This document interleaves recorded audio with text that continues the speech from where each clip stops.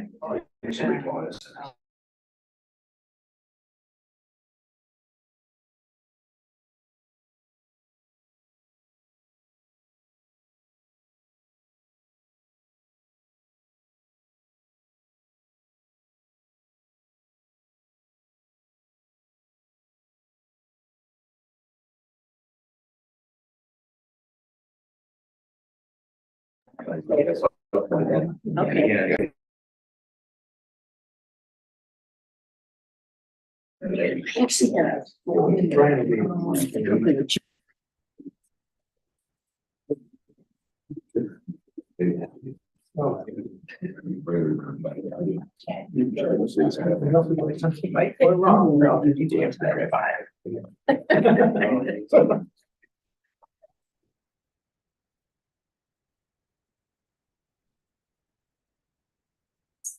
Nick, do you have corrected minutes? I didn't print them off, I just did correct. Okay. I mean, they're in the file. Okay. Yeah, we can wait for a minute. I swear you in, Jim. You can swear at me on Good. That's right. I'll bring the camera in.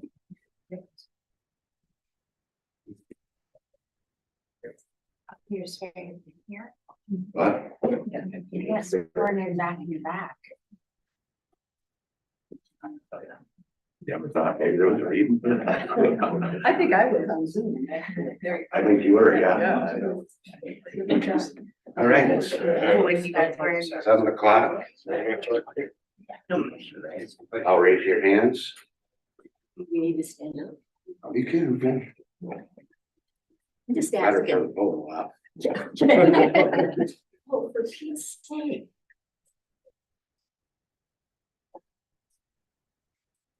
All right, if you could repeat after me. I do solemnly swear I do solemnly swear that I will support the Constitution of the United States that I will support the Constitution of the United States, and Constitution of this state, the Constitution of this state, and that I will faithfully discharge and that I will faithfully discharge the duties of the office of City Council Member the duties of the office of City Council Member of the City of Harbor Springs, of the City of Harbor Springs, State of Michigan, State of Michigan, according to the best of my ability. according to the best of my ability. Welcome aboard.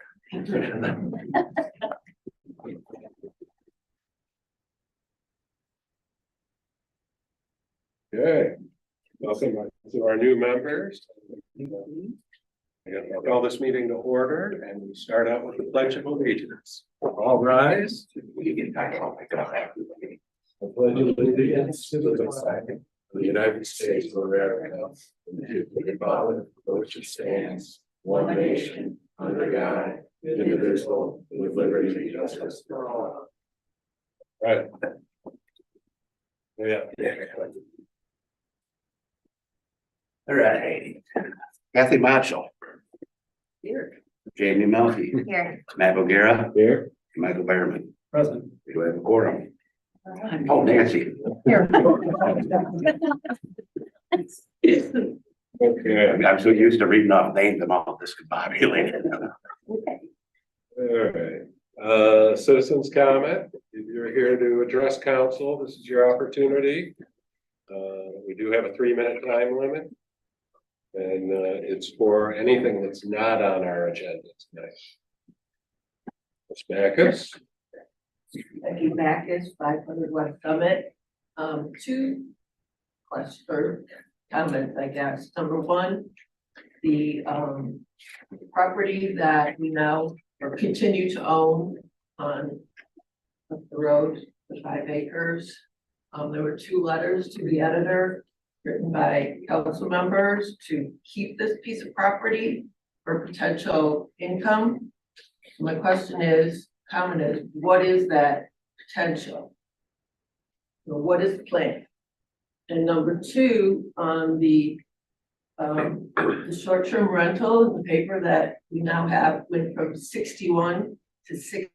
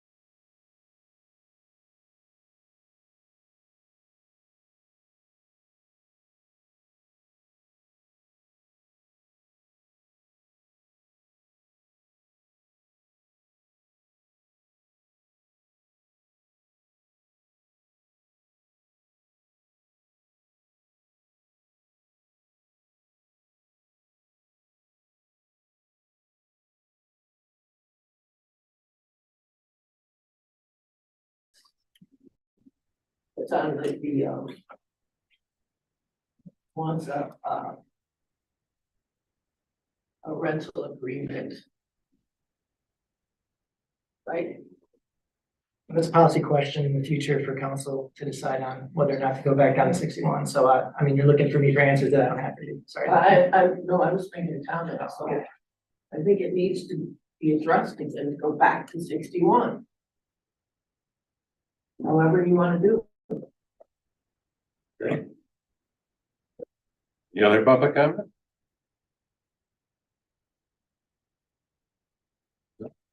Good.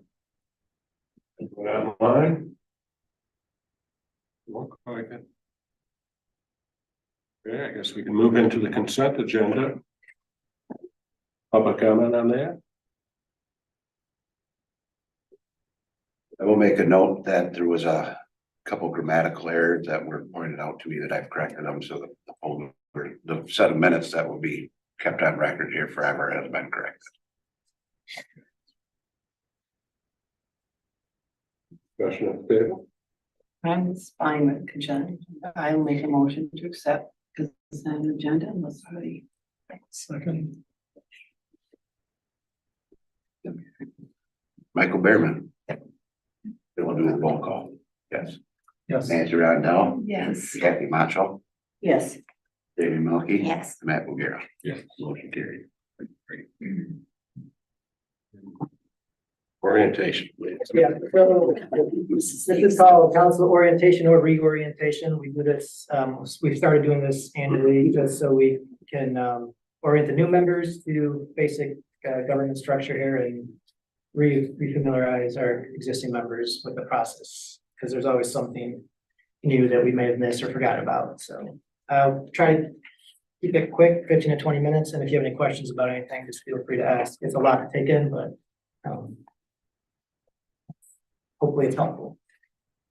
So just a general outline, we'll be talking about general government structure, council structure and authority, city manager's role, our staff here and their job descriptions and their responsibilities, budgeting, millages and fund balances, ordinances resolution, Open Meetings Act, which is a state law, the structures of council meetings, and we'll dive into our city boards and commissions as well as some of our regional boards and other organizations of which we're a part. So government structure, in 1908, the state amended its constitution to allow for home rule charters. This basically allowed villages or settled areas to incorporate into villages or cities. Some nice quotes here that from the 1908 Constitutional Convention, each municipality is the best judge of its local needs and the best able to provide for its local necessities. And that's, I think there's a lot of local pride in Harbor Springs and governing its own affairs, and it sort of applies really, really well to the city of Harbor Springs. This Michigan passed in 1880 a bill which established the village of Harbor Springs. The village government was officially formed in 1881, and then in 1932, the Harbor Springs Village Council amended its charter to change the status from a village to a city, and we had our first city council meeting in 1932. In Michigan, there are 275 cities and 258 villages. It changes every few years based on whether or not a village becomes a city or cities become demoted or whatnot. I think a few years ago it was 276 cities and 257 villages, and it changed, flipped. Cities, one of the big differences is cities are withdrawn from townships' control. We oversee our own property assessments, tax collections. We also provide many more services to residents, and we also oversee our own elections. The villages, they remain incorporated in the township. They do provide fire and police protections like we do. They do not collect taxes for townships or schools, so that's a big thing. A city, we collect the taxes for all the other entities. Villages do not do that. Villages also do not perform property assessments and do not administer their own elections. So there's some significant difference in structure there. Our charter, which was again adopted in 1932, was revised a few times, 1950, 1979, and 1993. The city had formed a charter committee, which we'll get to later, but basically we're trying to clear up inconsistencies and eliminate outdated language. The charter committee and specifically Jim Raymer has been communicating frequently with the Attorney General's office, and we finally have some language to put to the voters for that. And I think by next year, hopefully we'll have something on the ballot to clear those inconsistencies in our charter. The council is composed of the mayor and 4 council persons. One must be an elector of the city to serve and have been a resident for at least 2 years and not in default to the city on any bills. All council members have an equal vote with regards to making motions, voting on policies, resolutions or ordinances. Council members cannot hold office for more than 3 consecutive 2-year terms. They must take 1-year break. The mayor presides as chair over the council, may vote the same as any other council member. They do authenticate ordinances and resolutions along with the city clerk by signing them. He's also the executive head of the city, serves for service of process, ceremonial purposes, and military law, something that's really not been implemented here, but he also does set the agenda with the city manager. City council acts as a legislative and governing body of the city. Council has authority to exercise all powers granted to it by the charter state. Like I mentioned, those include passing resolutions and enacting ordinances, but they're also responsible for adopting a budget and levying property taxes. These are collectively known as the policy forming powers, which is in contrast to city manager role and authority. And this is an old picture, but I still like it. It's fun. So chapters 4, 7, and 8 of the charter kind of discuss the primary powers and responsibilities of the city manager. The council, of course, appoints the city manager, and the city manager serves at the pleasure of council. City council can remove city manager at will by majority vote, except that a 4/5 majority is needed during the 6 months following an election. And the difference really between the councils and the city manager role is one of policy versus administration. Council sets policy, whereas and council basically directs what to do, while staff and the city manager is tasked with how to do what council wants to do. So city manager manages and supervises all departments, public improvements and works, ensures all laws and ordinances are enforced, attends council meetings, has a right to speak, recommend policy, but not to vote. Council can appoint and remove all administrative officers and employees. There are some exceptions and some nuances to that rule, which we'll get to later, but for the most part, most city employees are hired and fired by the city manager. As I mentioned, city manager can recommend changes in ordinance as deemed necessary, acts as a purchasing agent, but cannot exceed budget without council approvals. So council, like I said, establishes the budget, and let's say for a specific line item, let's say it's for parks, we said we want to spend up to $20,000 this year. The city manager has the leeway to say, I need to spend $2,000 on this or $3,000 on that. Cannot exceed the budget approval and also cannot exceed policy, which we have a $10,000 limit, which anything $10,000 or over, we must get at least 2 bids and council must select the bids. City manager can approve contracts for repairs and improvements, advises council on new contracts or construction projects, and then submits together with the city clerk, who actually does most of the work for the budget, but submits the annual budget to council for review and adoption. This is an overview. It might be hard to see because it's been added on to over the course of several years, but a organizational chart for the city, just breaking down the head of the city and down, and you have the policy forming section on your left side, which includes all our boards and commissions, as well as then the administrative service on the right side of the screen, which are all our department heads and other departments. So I'm gonna get into those details of the administrative section right now. We have clerk treasurer / comptroller as well, Nick Whitaker.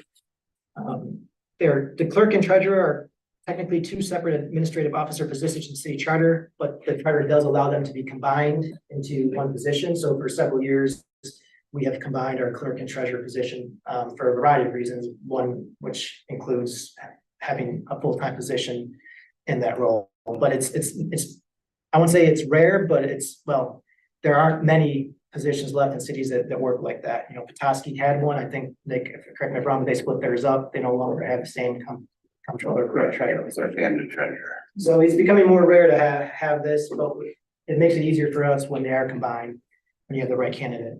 Clerk is appointed by city council. As mentioned, is considered the comptroller and the chief accounting officer, responsible for accounting and financial reporting. Also oversees clerical work, manages elections, signs ordinances and resolutions, issues licenses, administers oaths, etc.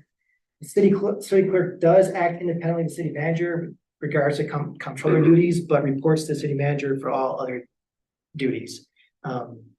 This really is basically, just a way to ensure that the city manager is not having control over, for example, the county. That should be separate. So that's why he doesn't oversee the clerk on comptroller issues, but on other issues, he does. And the charter details that a little more clearly. So also the treasurer, again, is appointed by city council, custody of all city money, collects all monies owed to the city, such as taxes, finances, and license fees. There are 3 people who work under clerk treasurer Nick Whitaker. We have Patty Sutton as a deputy clerk. Deputy treasurer is Tina Honeysett, and then we have a utility billing assistant, Becky Alcama. Lucas Vanderzee was the Public Works Director. This department was established by city ordinance. It oversees the water department, street buildings and grounds, and electric department. Specifically, quote, is charged with design, construction, improvement, maintenance, repair of streets, sidewalks, alleys, boardwalks, beaches, and other public highways, of drains, ditches, culverts, streams, and water courses, of public docks, boulevards, parks, and other public places. So it's a broad and significant list of which the DPW director is in charge of. And so that's why we have several employees that work under the DPW director. The electric department was established also by ordinance and later incorporated by resolution under the supervision of DPW director after restructuring with retirement. And we decided at that time to kind of restructure how the electric department fit in within the rest of the DPW structure. And again, they're essentially tasked with something similar to DPW, except they're focused on our electric grid and distribution system. And we do have an electric supervisor and staff. So for streets, water, buildings, and grounds, Daniel Gasco and Brad Baldwin are DPW foremen. We have other staff, Jeff Dunley, Joe Warner, Josh Warner, John Crizel, and Daniel Huey Jr.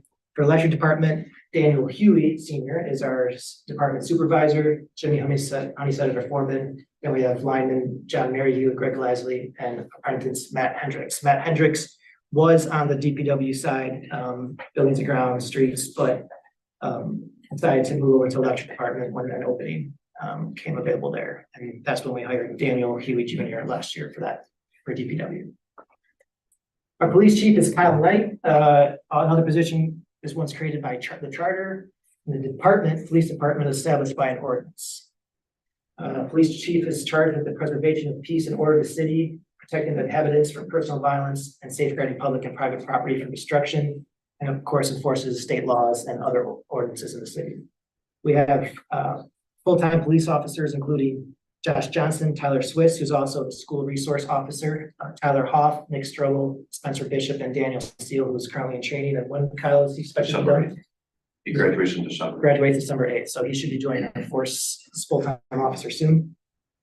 Emily Britton is our administrative assistant, and we also have a couple of part-time marine enforcement officers. Our assessor and zoning administrator / planning coordinator is Jeff Grimm. From his assessor function that is appointed by council, that's Charter Section 4.13. The duties there are to estimate the value of property and and place valuations on the assessment roll.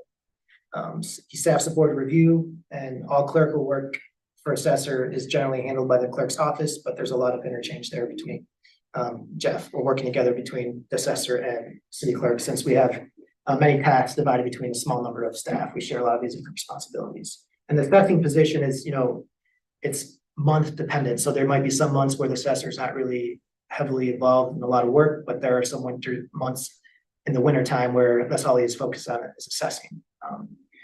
Same thing with the role of planning and zoning administrator. Originally, the city had an assessor, and then it actually combined assessor and zoning administrator position, and then the assessor zoning administrator took over also the planning coordinator duties. And the zoning administrator appointed by council, again, set by zoning code, administers and enforces the zoning code and assists the city manager and clerk with city enforcement and issuances of licenses. And this is not something that's specific to zoning administrators, but it's something that Jeff Grimm specifically helps the clerk and city manager with issuing licenses and administering other ordinances. He's our zoning enforcement guy, so we also sometimes use him for enforcement of other ordinances that assist us with that enforcement. He's also the planning assistant, coordinates the planning commission meetings, takes in the applications, sends them to our planning consultant, John Michelangeli, with Beckett and Rader to review. You make sure those submissions are complete and coordinates between the applicants and the planning commission as well as the planning consultant. Our city attorney is Jim Raymer. Again, this is allowed for by the charter. It's also established by ordinance. The position acts as the city's official legal advisor and counsel for all official matters related to council members and staff's official duties. The city council, city manager, or the city clerk are the three positions, or council members, city manager, and clerk are the only ones who can request a legal opinion from the attorney in regard to the respective powers and duties. So the council at any time can request an opinion, city clerk can, and city manager can. For Marina and Recreation, harbor master is Michael Johnson. Again, that was established by code 31.102. It's appointed by city manager, oversees harbor master staff, which in the summertime, there's usually about 5 or 6, 4 or 5, depending on the year, employees there. Enforces laws and rules of the harbor, which we have a whole section in our city code of harbor and marina rules. Is also responsible for preparing data with respects to the harbor and does his best activity at the city marina with assistance of a couple of marina enforcement officers.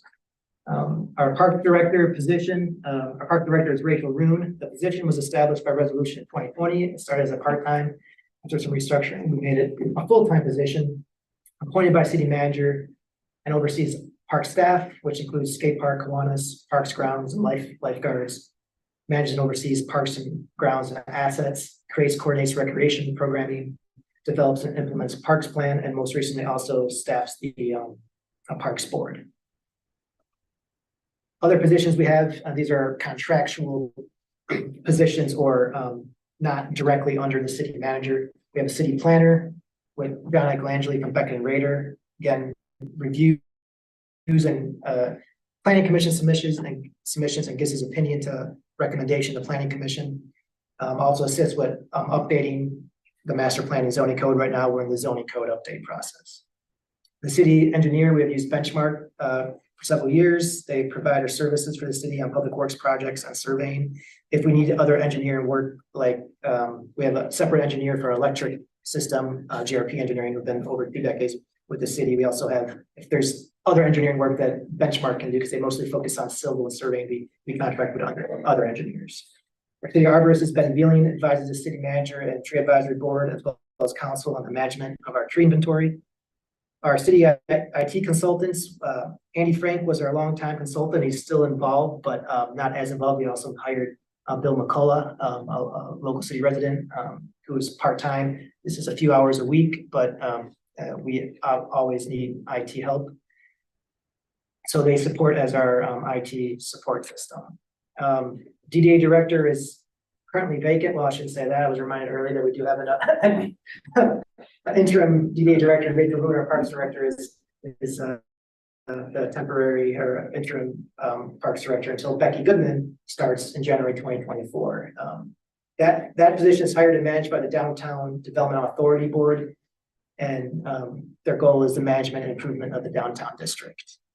Fire chief is John Cups, another position established by charter, and is an administrative officer of the city, appointed by city manager. So also note that that our fire chief, though, doesn't just work for the city of Harbor Springs. We have a fire authority, which we'll get into later, with several township municipalities where the fire chief acts as the chief for the entire authority, but we separately as a city have to appoint him as well.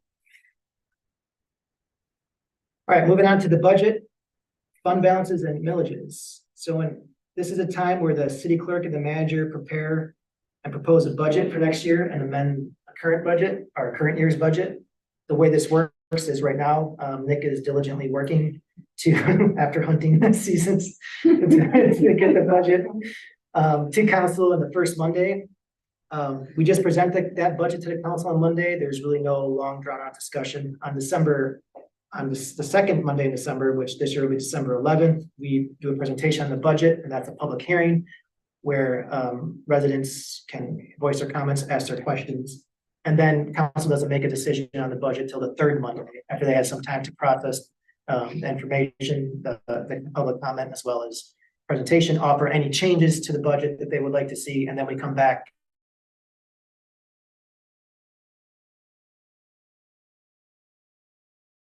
on the third Monday, which this year will be very specific and itemized estimates of expenditures and revenues when necessary, and where we feel it's appropriate, we create supporting explanations for any changes from year to year, or why things are the way they are. That might need some more explanation. For example, you might see 1 year capital expenditure of $500,000, and then next year you see $200,000, and you say, why did our expenses go down so much? Well, we explain how there's a difference between operating expenses and capital expenditures. So it's good to explain those things so people understand that not necessarily our operations operation expenses are decreasing or increasing, but it's a lot of times it's a fluctuation due to capital improvements projects.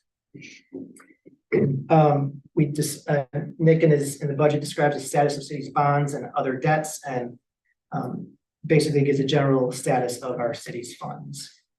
Those funds are one, the general fund, which is really supports a whole bunch of different operations, but the main ones are police, city hall staff and services, including the clerk, manager, zoning administrator and assessing, parks, buildings and grounds, recycling, brush and leaf pickup, legal department, IT, engineering and planning services.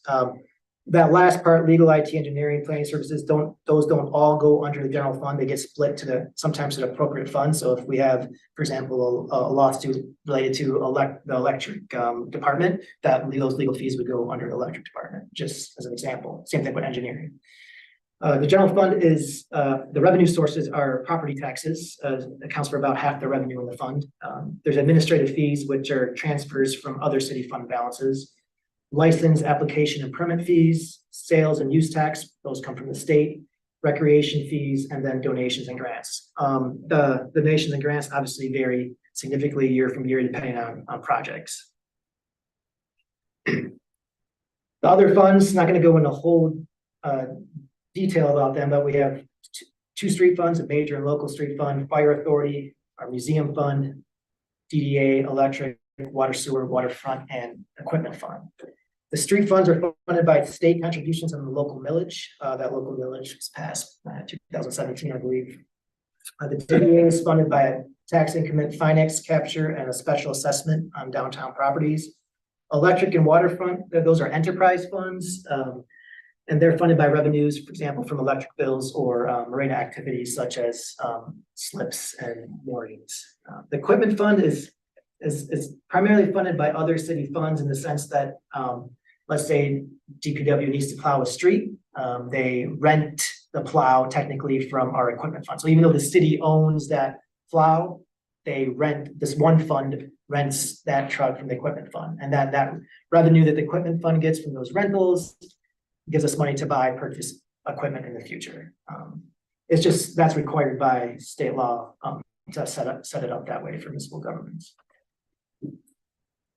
The city collects, as mentioned earlier, all the property taxes that are on your tax bills. So when you see a tax bill that's, 27 mils, just know that the city's only getting about 1/4, 25 to 30% of that, because the rest of those taxes are going either to the county, the school, college, or the cemetery, for example. We distribute those tax revenues to those entities. As mentioned, a homestead resident, about 28% of your taxes goes to the city itself for our different millages and different operations. We have a total of 3 millages that account total about 7.64 mils. An operating millage, which is at 5.6995 mils. The city charter allows for a maximum of 15 mils. It has decreased steadily to 7.9 mils in 1991, and since then down to 5.6995. The street millage is at 0.94 mils. As mentioned earlier, is passed in 2017 as a 1 mil. The public safety millage was passed last year, and we started collecting this year 1 mil for that. And this is something we have talked about a lot, but the Headley Amendment. So the reason why you see those going down from 1 to 0.94 is because of Headley Amendment Proposal A, which rolled back the millage rates and prevent the city from increasing millage rates without going to the voters for approval. Ordinances and resolutions, which is one of the council's main functions aside from approving the budget. All ordinances, resolutions are approved by majority vote of council. Of course, if it's an ordinance for the zoning code or zoning issue, it must be approved by the planning commission as well. They apply to everyone in Harbor Springs, the city of Harbor Springs. Ordinances usually carry a penalty for violation. It must be published in the newspaper after adoption, and the charter does provide a way for residents to initiate an ordinance by petition. So let's say someone wanted to pass an ordinance for whatever reason, let's say, I I won't get into specifics, I don't want to make anyone think we're passing any sort of resolution, but if they want to pass a resolution, they have to collect signatures from 25% of the residents, present that ordinance to council. Council can either act on that ordinance by approving it or submit it to the ballot for the voters to vote on. So 25% of voters in our community is about probably 300 signatures they would need. Resolutions, again, also approved by majority vote, but they're more related to the internal affairs of city government. There's no specific language that the city must use for an ordinance, as there is for a resolution as there is for an ordinance. So, basically any motion that the city council, passes, it's not an ordinance, can be considered a resolution. Some entities for grants, when we are applying for grants or for other things, they require specific language in their resolution. So we submit those resolutions to council to formally adopt that language. All right, Open Meetings Act. This is act established by the Michigan legislature in 1976. The goal was to make government more accountable and create more openness in decision making. It applies to all public bodies, not just city council. So it's also good. We also do give some to incoming board members and other boards advice and education about the Open Meetings Act.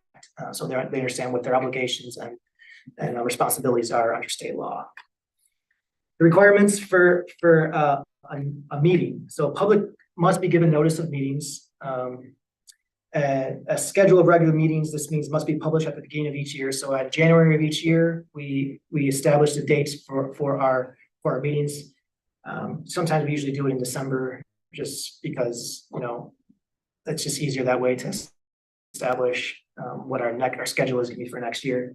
The notice must contain the city's name, contact information, meeting location, and time, and they must be posted at our office and on the website. We go well above and beyond that. We include all agenda items on the notice. There's no state law requiring agenda items to be on the notice, but we put them there. We post our agendas at social media, the IGA, and at the post office. Those are places where we have a lot of traffic that we hope people will see the agendas. We also post notices in the Harbor Light, and we've created an email list for people to receive agendas, email to them. We also include all materials in our meeting packet. Again, there's no requirement, but we put all that in there for openness and transparency. When it comes to making decisions, as I mentioned earlier, a majority of the board is required to approve any kind of ordinance or resolution. In this case, it's 3 out of 5. So if there's only 3 of you here and 2 of you vote yes and 1 of you vote no, that does not count as passing an ordinance. You need a majority of the entire board to pass something. So you still can run a meeting with 3 people, but all 3 of you have to vote the same way for something to have effect. You cannot discuss or deliberate any issue outside of a public meeting, a noticed meeting. So with more than 1 other council member. So Kathy can't get together with Michael and Matt somewhere later and start talking about everything's on the agenda. That would be a violation of the Open Meetings Act. However, you can canvass each other on those issues individually to see, you can talk to another council member on how they feel about certain things. Emailing and texting and other types of communication during a council meeting about a specific issue that's on the agenda is not allowed for the Open Meetings Act. So just keep that in mind. You don't send a text to another council member. How are you going to vote? Just don't talk about it. Don't do that.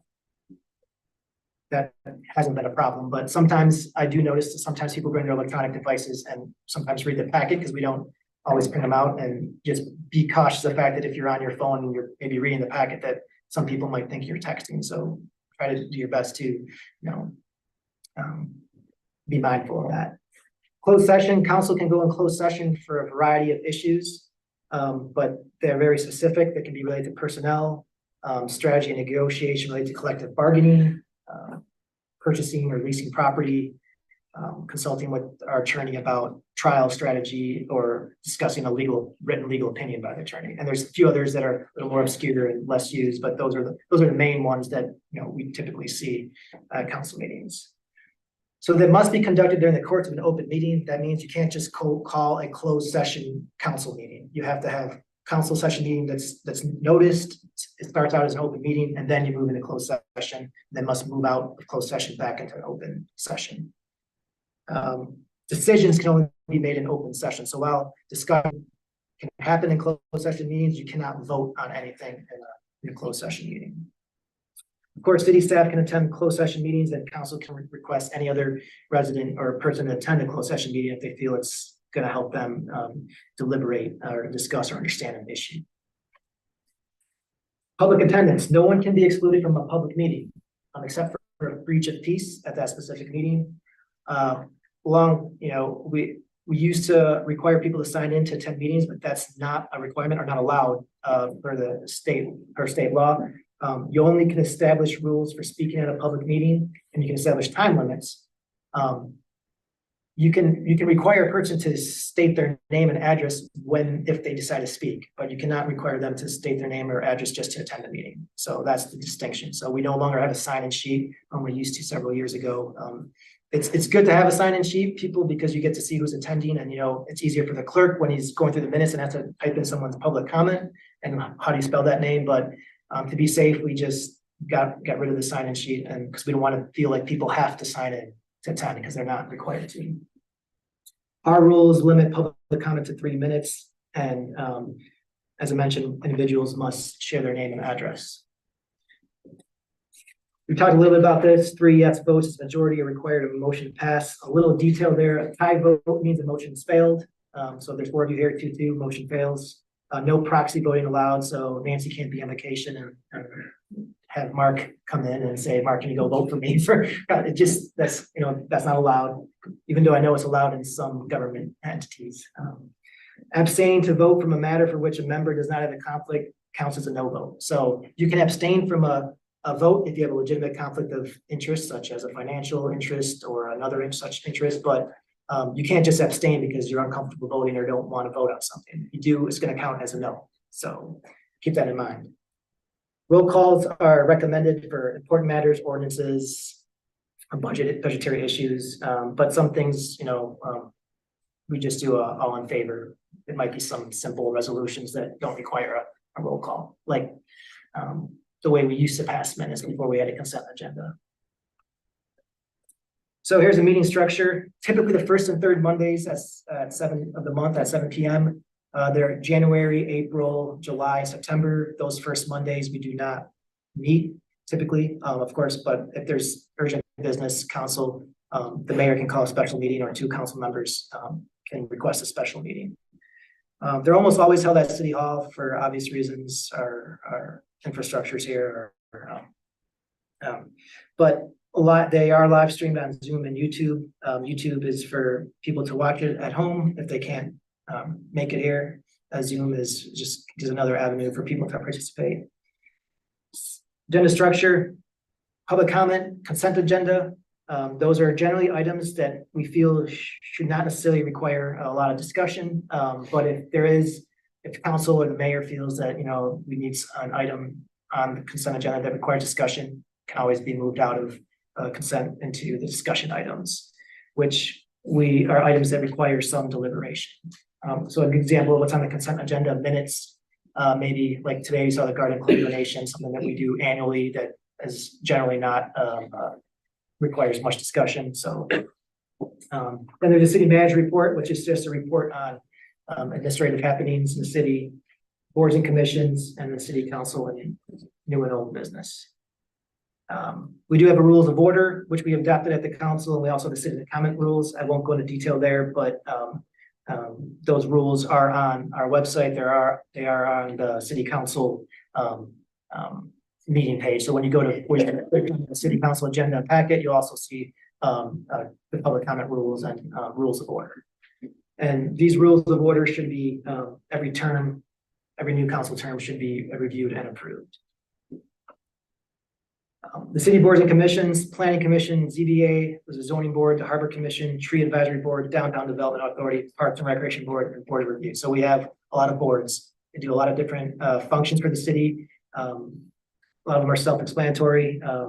Board of review deals with the taxes and assessments. Here's I guess protests on tax assessment and clerical errors. Parks Board formed more recently, assist the Parks Department and the City Council in managing parks recreation programs. the DDA set by state law, again, manages the downtown, implements the downtown plan, promotes economic growth.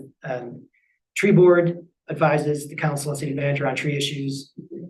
Harbor Commission has been a longstanding board commission that advises council on matters connected with the operations and supervision of the marina and harbor. Zoning Board hears appeals from the Planning Commission and zoning administrator decisions, and also decides variances. The Planning Commission updates the master plan, zoning code, approves zoning ordinances, and decides on site plans and special land uses.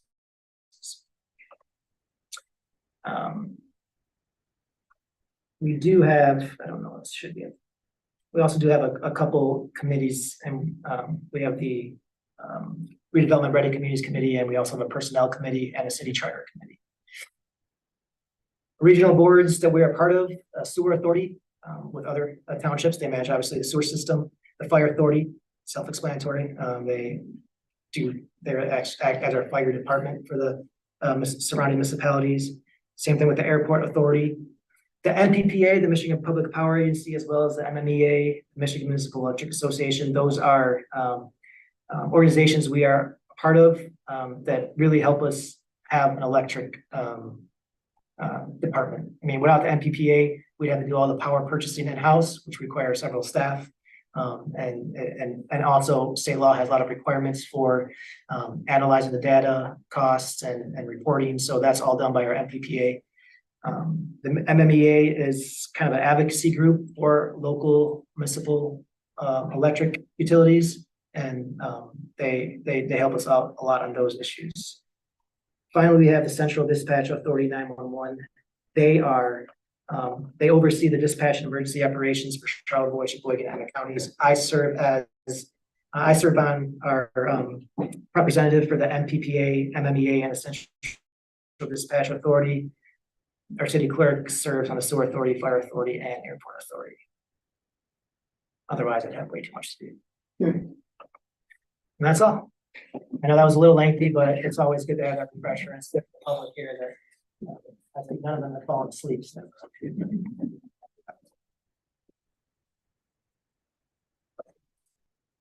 So as part of my, as I mentioned, one of the things we do is, I'm sure you've reviewed the council rules of order. This is something new we have done, and it's just to make sure that, council knows our rules of order. And since it's your term, your new term, you can decide if, these rules of order are still good, or you want to make any tweaks to them.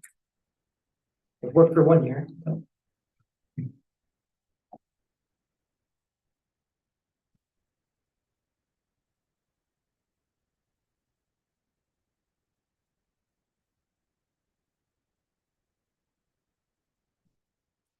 All you need? Yeah, well, I said motion, all in favor. If that's if you guys are happy with this. I'm fine with it. Second, I'll second that. let's look a little bit. All in favor? All opposed? Motion carried. Of course, if any of you want any of this presentation or anything, it's obviously in the packet, but I can email it to you separately. And if there's anything for next year that you want to see, just let me know. Be happy to. All right, item 3B. You good, Mayor? I think we are. Okay. Boards and commission term limits. As you know, last meeting, council had reviewed, because they had asked me to look into setting term limits, which by that we mean the number of terms someone can serve on a board or commission. And we went, and I included that, my analysis from last meeting into this, but this meeting you had asked to get the opinion of the board and commission chairs, to see what they thought about the issue. I emailed the 6 board chairs, the 6 chairs of the board and commissions. As you might have seen in our presentation, there are 7 boards, but the board of review does not have its own chair. It's set up by state law separately. So I asked the 6 chairs for their opinions, and I provided those to council. But in summary, these are the reasons against term limits and the reasons for. There was concern about finding volunteers, losing institutional knowledge, ensuring that the service of the member should be judged by their performance. That council has, clarifying the council has the option to remove or reappoint after each term. Could be disruptive to a board's work. It's difficult to keep members up to speed, and we shouldn't waste time and resources on fixing something that's probably not broken. The reasons, the given 4-term limits where it could prevent lopsided power dynamics, guarantees turnover, and allows individuals with limited time to serve on different boards. So I'll turn it over to you to discuss, but in my mind, there's 3 options. We can continue status quo with no limits on the number of terms, place the limit on the number of terms or the number of years one can serve as chair, or ask for more research, or if there's any other ideas or solutions that you may have that haven't been thought about. I think those on the table. Any public comment about boards and commissions? Before we decide? No? Yeah. I'm just curious what the chairs had to say, what their feedback was. I did provide that with council as separate, but I can. There Just were, in general. there were 5 that said leave it alone and 1 was Oh, for the interested chairs, in oh, for the change. chair, yeah, What are the chairs? yeah. Yes.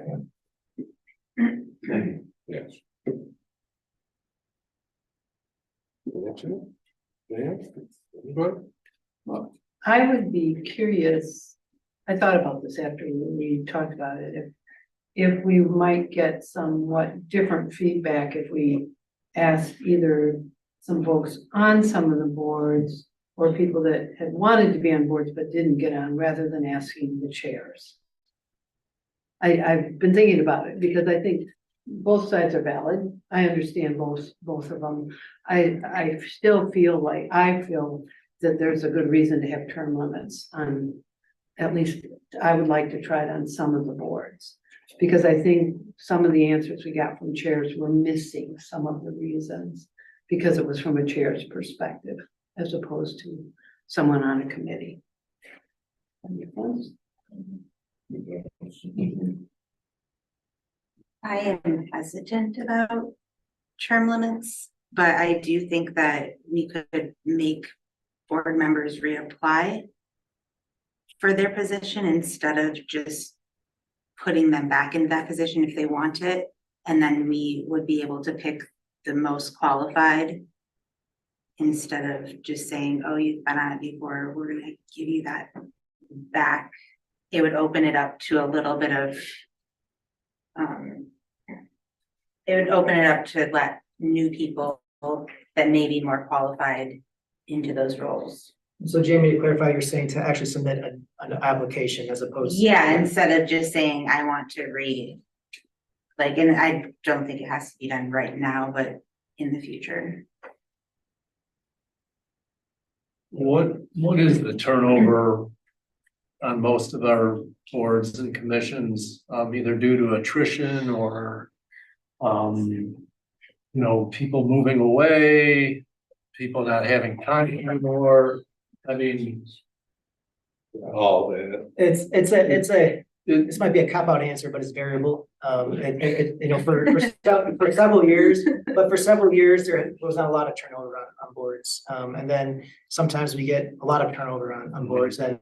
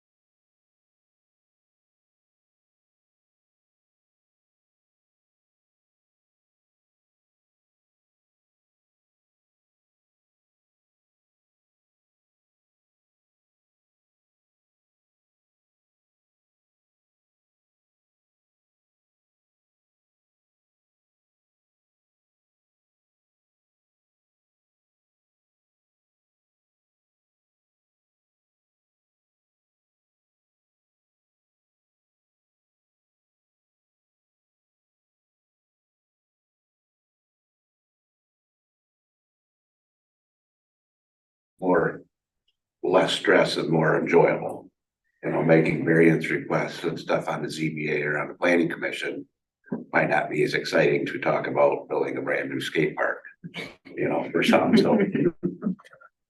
Get a little bit more turnover on They some all of have those. they all have their stresses. They do. They have bounced a couple people because of attendance. We put an attendance clause in a couple years ago. And so people who don't show up for meetings don't participate. I also think we put a lot of things in place this year that weren't in place before, such as like, this is what we're looking for if you're applying for this board. That I almost think we should wait and see. I think another thing, I wasn't sure when I read the letter is that there was a clear understanding that when we were talking about term limits, we weren't saying you can only serve one term. There was one letter I read and I kind of got that impression and I thought that was never the intention of what we were talking. We were looking at 3 terms, or depending on the length of term, they go from 2 years to 4 years.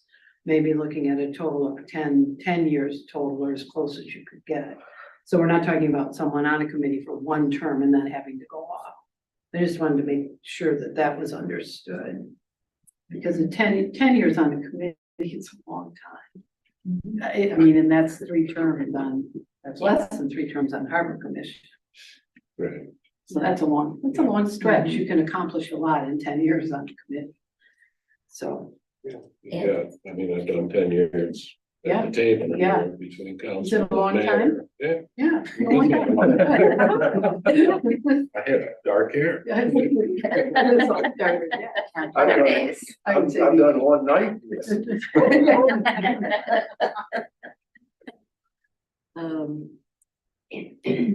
I'm, to Nancy's point about asking for the opinions of other people that serve on boards or people that want to serve on boards. One of the things that I thought was interesting in the comments that we did get were, you know, we need the experience. We need to have people that have done this for a long time, you know, for a while, and we don't want to lose that. But I think things change.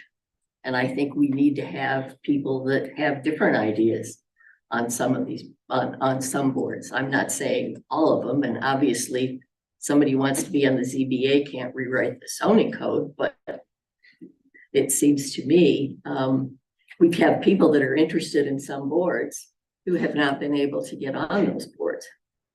So, and there may be other people on those same boards that have been on for many, many years, many terms. So I just like to see a little more, I don't know, openness to more people serving and encouraging more people on some boards. Can I ask a question?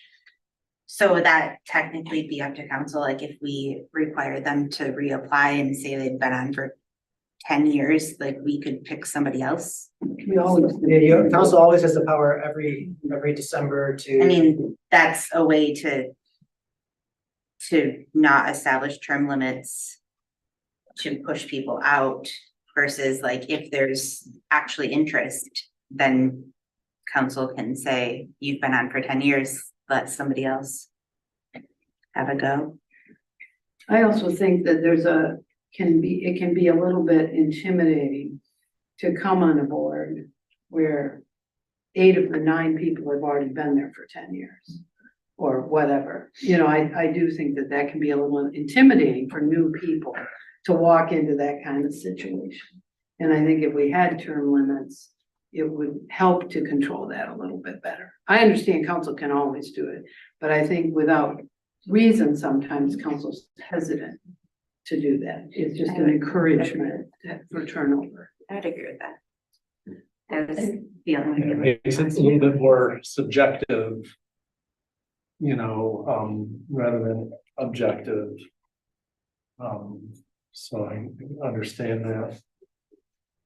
When we're also talking about not just the term limits of how long somebody's actually on a board, but how long a person can be the chair of a board. And how open and encouraging do we want to be? As council, can we encourage as part of, you know, to request that the boards actively seek if there are other people that would, on the board that would like to chair, to make those changes. I'm not sure how you do that. I'm just would like to see people open to that. When they pick chairs of the boards, is it just by nomination? Yeah, every January, their first meeting, it's by nomination and election of the members. Is there any way that like anyone that's willing to be that person can like say, hey, I'm willing, or is it just literally by nomination? Oh, you can have someone, I mean, different boards operate differently. Usually I've seen some boards, there's like, people don't want to be the chair and be like, all right, well. Yeah, that's all I'm saying is like, if it's just by nomination, I feel like it could deter people.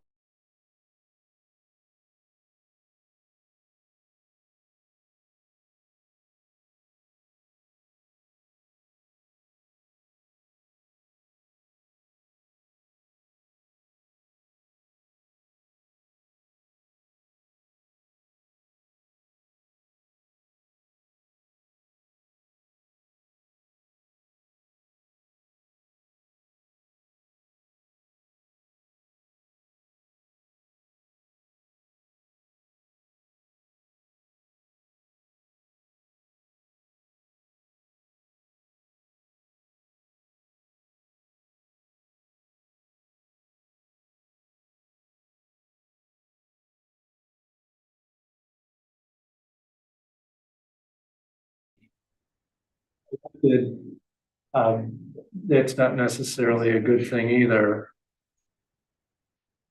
I would agree with that. And there's some boards like the tree board that probably doesn't have a lot of people that are standing in line to be the chair. Yeah, we currently have one, well, we are also vacant a position as Yeah. board alone, so it's.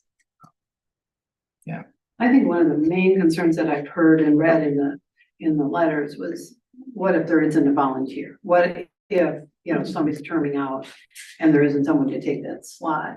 But we had talked about the ability that someone could stay on until their replacement was found. So I think there's a way around that.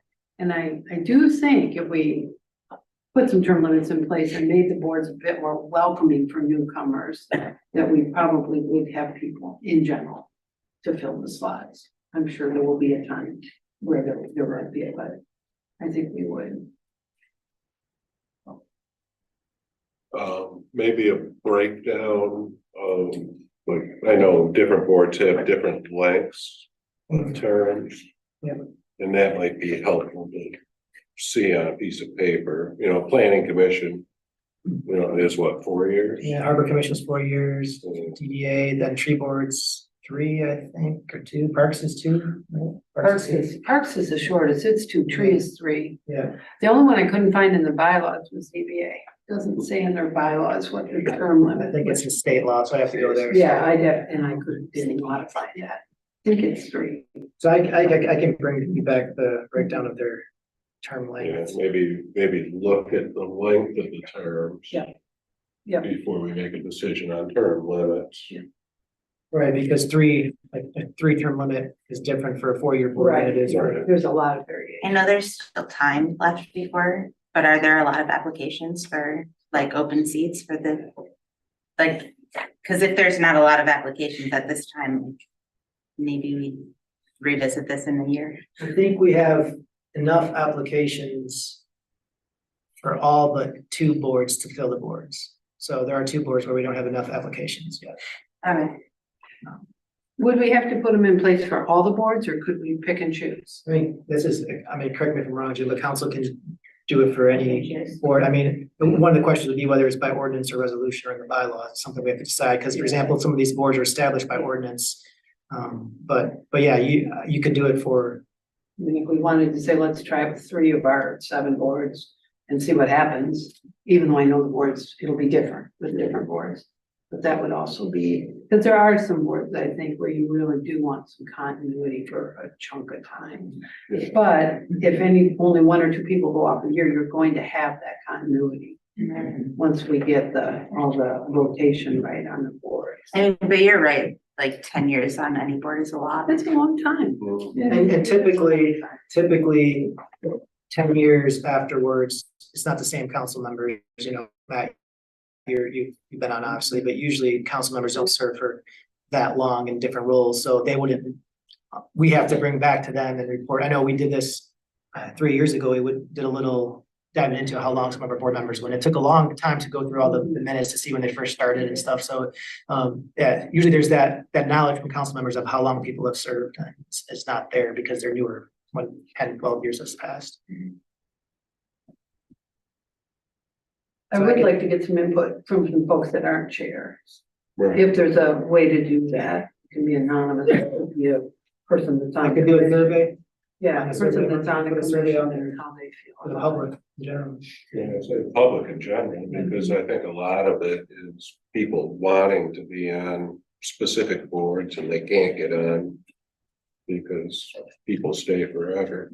I would say that you would maybe want to ask the question, like specifically what board there's the most interest in, so that, I mean, obviously, we're not gonna make a term limit for like the tree board. We can't even fill the tree board, but, I mean, that would give us an idea of where the most Yeah, where the demand- desire and demand is for turnover. And I will say that sometimes even Harbor Commission and Plan Commission are some of our most desired boards to be on, but at the same time, they're also two of the boards that also allow for people not in the city to serve on as well. So you have much larger swath of people to choose from in those Yeah, boards as so well. one thing with the Harbor Commission, we've got. I think the majority of the people are Harbor Springs, and then we let a township person, West Traverse, Little Traverse. But the outsiders don't have a majority of the position. That's already established. I don't know It's not if that's in the established. bylaws, I think it's just the way we've Yeah, done it. just a Recently. written rule. In the Yeah. planning commission, it's it's actually in the In the state planning commission. statute. The Harbor Commission bylaws, it allows for people from outside, but doesn't specify what the breakdown Right. needs to be. But I think that was more of a practice, like you said, Mhm. Mayor, it's more of a practice. The planning commission, it's very specific. Yeah. But the planning commission should be specific. Oh, Yeah. yeah, I agree. So right now I have a breakdown of the term lengths, and try surveying, I'll do maybe a Survey Monkey, a survey out there for the public to take and then we can come back next year, January, for results. And just quick, any of the council, not council member, well, any of you guys that are on council that know a couple people on this board, a person on this board, you know, you could just talk to somebody that's on that board and kind of get their feel of it. You know, we're a pretty small community, so we all kind of know somebody on a board or another. Well, and you can ask them to share with Victor if they're comfortable, and then he could share with all of us instead of just one-on-one. Right. Is that a general consensus to move forward with that? Yes.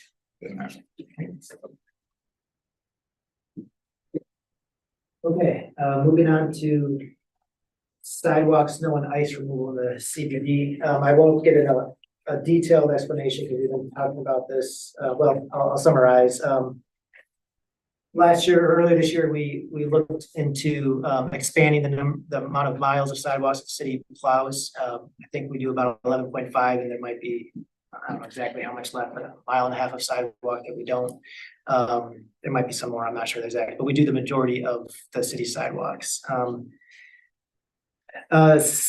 The city obviously is under no obligation to clear sidewalks, but we have been doing it for many years. And throughout the years, sidewalks have been requested and added on to that list of sidewalks we do. So that's where we are at, to that number we're at today, 11.5 miles is through that. But specifically for the CBD, the Central Business District, the city code puts that responsibility on clearing snow and ice squarely on the property owners in the CBD. So they have 12 hours to remove or clear the sidewalk, a path within 12 hours of the snow and ice that is accumulated. Otherwise, the city is tasked with removing that snow and then sending them a bill for for that. We traditionally, very rarely have done that because the city gets the CBD pretty early on. A lot of times we don't wait the 12 hours and we just go because there's a lot of demand, pedestrian traffic there, and we want to prevent issues. We want to prevent people falling. So we generally send DPW guys out there to clear the sidewalk before that 12 hours. So we really don't often, we haven't really often followed that practice. We did approach the DDA to consider potentially sharing in the responsibility of clearing the sidewalks in CBD, only because it's for the city staff. It's a matter of the time it takes to add additional sidewalks on to route. So it could take, depending on the snow event, if it's a large snow event, it takes a long time just to do, the sidewalks we do currently. So to add on further sidewalks would require more time, either more overtime or another employee doing some part-time work on that. So this is how that discussion came to be, was that, all right, in order to add more time, we need to free up, so potentially we could free up this clearing the CBD. So one idea was to go to DDA and have them consider different options, such as contracting with someone to clear the sidewalks down there, or sharing the responsibility financially otherwise, so that the city could pay, for overtime for the other sidewalks that we have to do. The DDA wasn't really interested because of the cost for contracting with a company. It costs about $30,000 for a company to come and annually to clear the sidewalk. We estimated for DPW, based on our time and equipment rental and usage, about $25,000 to clear snow. So it's obviously still a little cheaper for our DDA guys, our DPW guys to go out there and clear the snow. So in my mind, there's a few solutions here.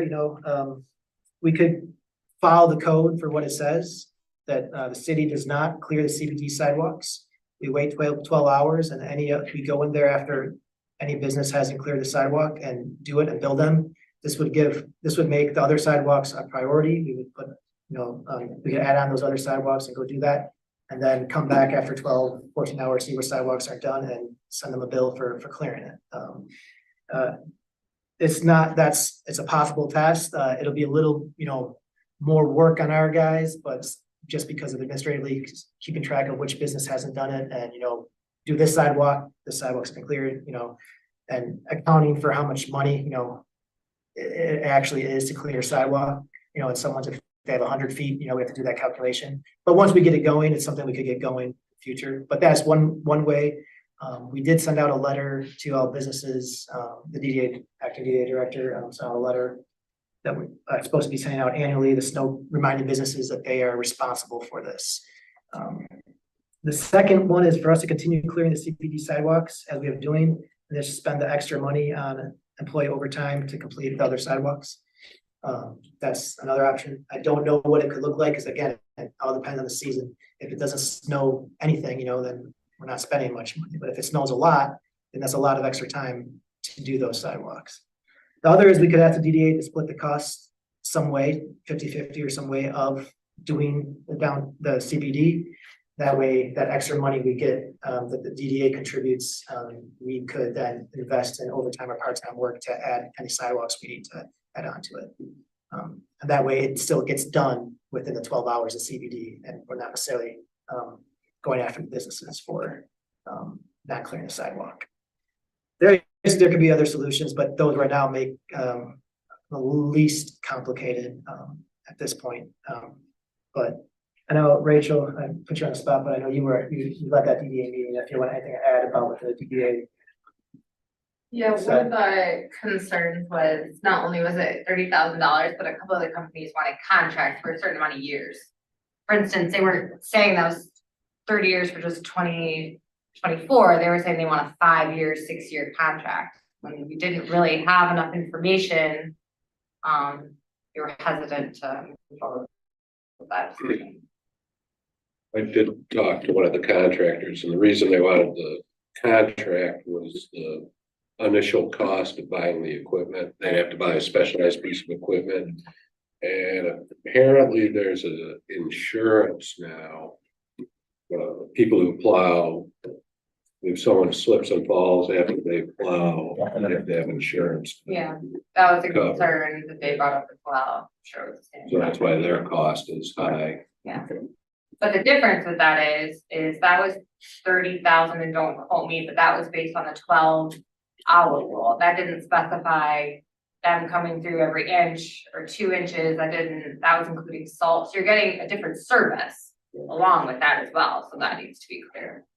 I feel like you would get a better service than the DPW provides downtown, because they go through once, maybe twice a day, and I think most of the people that do contract, it's like they keep up on it, especially in a place like that. Like they might not do the whole CBD because not every business is open, but they're probably gonna make sure that the Lyric is clear late at night. They're probably gonna make sure the places open late are clear at late, and the places open early are clear early. The contract would, I don't know, but I'm sure it'd be fairly clear to be the entire CBD. I just don't know how we'd be able to break it up that way. Our DPW has one guy committed to all our sidewalks, so it'd be a, different kind of service for you have a Right. contractor that's out there. The DDA wants them 3 times. 3 times a day. Yeah. Right. It's a lot different. Well, before we get too far into this, any public comment on snow plowing downtown?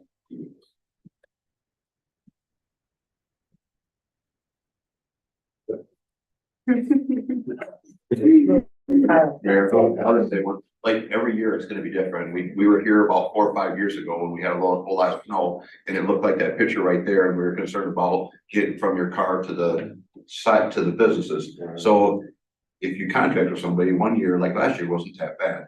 And the businesses on the south side of Main Street have a harder time keeping the ice off than the businesses on the north side. Based on the sun, we have a couple, I'm down there almost every day. It's like last year we had some issues. I had to go knock on some doors because we had ice on the north side. On the south side, it's not that way because they get the sun.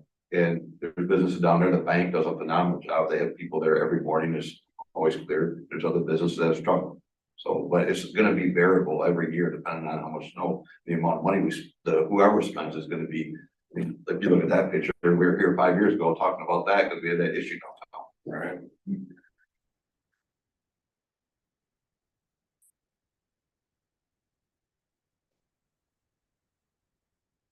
If the city stops doing the CBD, how much they'd be able to plow the rest of the town out, or all the? I think so. Lucas, I know you're online. Mayor's question was if the city didn't plow downtown, would we be able to get all those extra sidewalks plowed? It would probably free up, given everything's so variable, an hour or 2 each day. And we would be able to get some of the extraneous sidewalks, that are kind of farther out, from downtown and things like that. Lucas, do you know exactly how many miles of sidewalk that we have remaining? I was guessing 1.5 miles from our previous conversations, but I don't know if that's the right number. That's pretty close, yes. So in the CBD is about, it's about 1 mile probably sidewalk, so. All the different side streets. But is there a request for the rest of the town, or is it just West Bay that I asked for last year? Because wasn't this? Which is 1/4 mile. Wasn't this, didn't we trade off a year or 2 ago, some of the, like down by Indian Town for downtown? I don't think we traded up. But I thought we They- got something over there. They plow both sides of Second Street, and the one side of Second Street is a dead end sidewalk. So if you walk down that sidewalk on Second Street, you have to turn around to walk Yeah, back. wasn't, there was a. It doesn't connect to anything. Well, I know, Jamie, you did have the concern about the West Bay, but I know other members of the public did talk about sidewalks uptown, that weren't Yeah. plowed, so, and inevitably, I think what be most appropriate if we're gonna do it is just we do it all. Yeah. And, Right. because this will come back again if we only do one sidewalk right now, like Bay Street, someone a couple of years from now will also request that the other sidewalk be done. So again, this is how it's built up over the years, so. If we do them all, we should do them all. I mean, when you provide a service, you provide the service for the whole city and not just certain streets, so. I mean, recycling, leaf pickup, they're done for the whole city, not just certain streets. So if we're gonna plow sidewalks, we should plow them all, I guess. How long has it been a practice that, CBD has been plowed? The sidewalks have been plowed. Has this been ongoing for ever or? For several years. Lucas, can you detail that for how long we've just been doing the service at CBD? Yeah, the city has been plowing the sidewalks in town for well over 30 years. For the CBD? So the businesses are supposed to shovel them, but they don't. Some Some do, of them some do, don't. some do, some don't. Yes. Some do, yeah. Most of the business owners are Most pretty of them good. do.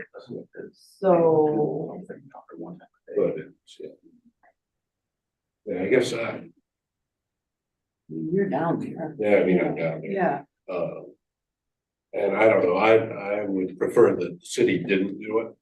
Because their machine actually packs the snow down on the sidewalk. And I like to scrape it all the way down to the cement, so it's. really Yeah, nice. I mean, he literally tries to beat DPW down there Yeah, I mean, I'll go down at 7 in the morning just to. there So- before they get there. so why don't we, for the businesses that don't shovel, if there aren't that many, why don't we just shovel theirs and charge them for it? That's, I'm just not understanding, I guess, Yeah. exactly. I mean, that's what, that's one of the options. I think Option. part of the reason is that a lot of businesses also have gotten used to DPW going there Right. regularly to do it. Even the ones that would normally shovel, they've just gotten used to DPW. So I guess if our rules are that you're supposed to shovel it, and if you don't, we charge you to do it, then I think that's probably what we should do. And Do you- encourage the other businesses to shovel their own. yeah, I mean, you probably have one of the biggest stretches. Compared, I mean, a lot of them don't Yeah. really have Yeah. that much Yeah, in front of a definitely shop, 20 there feet isn't before all they that can much. store. And maybe if they got charged once or twice or 3 times to do it, and they would just hire they'd somebody, hire somebody to come down and do it for them. which would solve a lot of. Yeah, A lot of the businesses just rely on the city yeah, plowing. I'm sure They don't they, shovel, yeah, I'm sure they do if we've been doing it, Right. why wouldn't they? Yeah. so there'll be a learning curve on it. I just have a question, sorry, do homeowners need to shovel their sidewalks, is that, they don't, No. okay. It's in the CBD. I'm pretty sure it's in the CBD, because that's where we have a lot of traffic that comes to town. Where did the 12-hour rule come from? That if they have to be shoveled within 12 hours? Anybody know? I don't know how long this ordinance has been around, but it's Quite a while. Pretty- so Me. not sure why. It seems like it'd make more sense if you said by 11 AM if you get snow when you're talking about downtown. Right. Well, there's also, things like, then you have certain periods where it snows and then it stops for an hour or two and then it snows. So it can get, one is 12 hours after Yeah. a snow event, so. It basically should be clear unless you're in the middle of a snowstorm.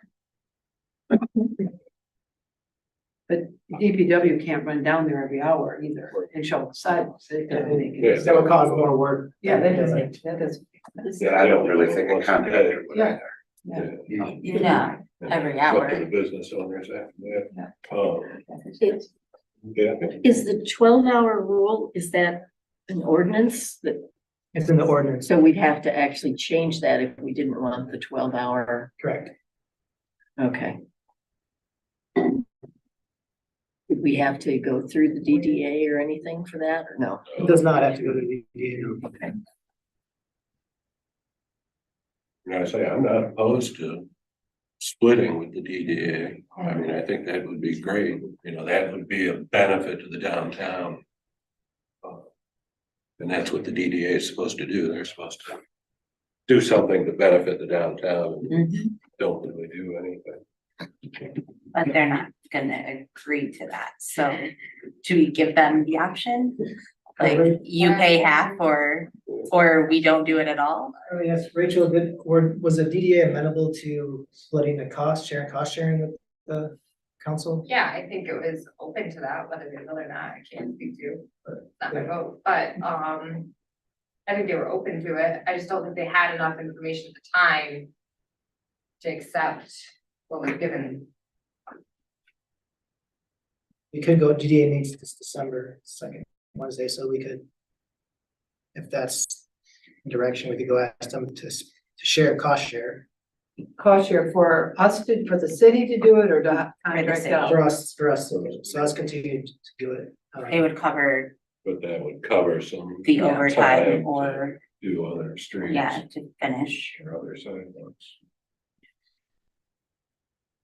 I know in St. John's, and we talked about it last time, if they didn't do it, the DPW did it and we billed them. And like $1,500 bill and Yeah. that person, it sent the message, Yeah, That's what. I because you mean. got material, employees, and you got equipment. And you bring a front end loader, and that's what, it was a $1,500 bill for a small, that guy opted to find somebody to do it for. right, I think that makes sense. yeah, If that's what we said we're doing anyway. right. I just think we need to make sure we build the people that we have to plow for. But I still don't understand the 12-hour rule though. Yeah. don't either. I don't either. Was just, I think that like having it plowed by like 9 AM is Makes more probably, sense.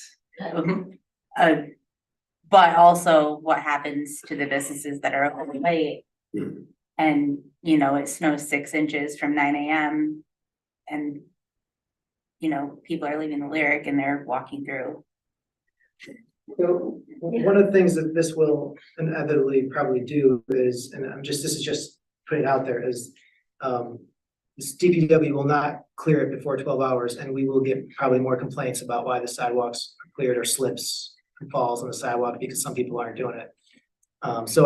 It's just something to be cognizant of, that probably will go, probably see some more complaints about the city not keeping the sidewalks cleared. Even though it's not, most people don't know that it's not our responsibility, right? So we will get the brunt of complaints, which is fine, I'm just throwing it out there. I'm gonna be cognizant of. Well, maybe we need. I think we need to just ask the DDA if they'll split and then go from there. Yeah.